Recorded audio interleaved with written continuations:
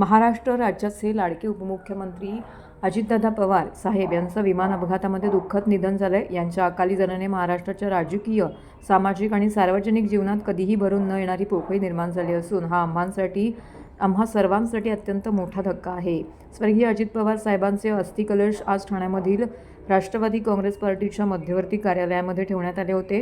Rashtrawadi Congress party Thane शहर परिवार तसेच माजी खासदार प्रवक्ते आनंद परांजपे, ठाणे शहर जिल्हा अध्यक्ष नजीमुल्ला, प्रमोद हिंदूराव यांच्यासह या प्रसंगी आमदार संजय केळकर, आमदार निरंजन डावकरे तसेच राष्ट्रवादी काँग्रेस शरद पवार पक्षाचे आमदार माजी मंत्री डॉक्टर जितेंद्र आव्हाड, राष्ट्रवादी काँग्रेस शरदचंद्र पवार पक्षाचे ठाणे जिल्हा अध्यक्ष मनोज प्रधान, राष्ट्रवादी काँग्रेस शरदचंद्र पवार व अजित पवार या दोन्ही पक्षाचे नवनिर्वाचित नगरसेवक, राष्ट्रवादी काँग्रेस अजित पवार पक्षाचे सर्व पदाधिकारी उपस्थित राहून त्यांनी अजित पवार साहेबांना श्रद्धांजली अर्पण केलेली आहे। ठाणेकर नागरिकही यावेळी अस्थिकलश दर्शनासाठी येथे हळूहळू येत आहेत, तर यावेळी नागरिकांची देखील गर्दी झालेली पाहायला मिळाली। महाराष्ट्राचं हे पहिल्याच दिवशी सांगितलं खूप खूप खूप मोठे नुकसान झालं।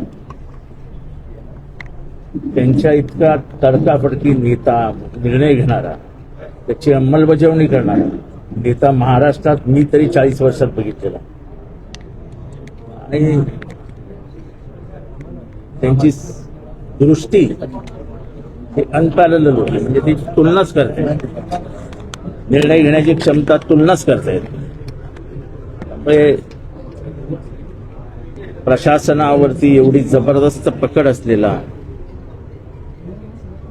सर्व समाजावरती तेवढाच हक्क दाखवणारा, सगळ्यांची कामं करून देणारा, चालता चालता लोकांना मदत करणारा असा नेता होणे।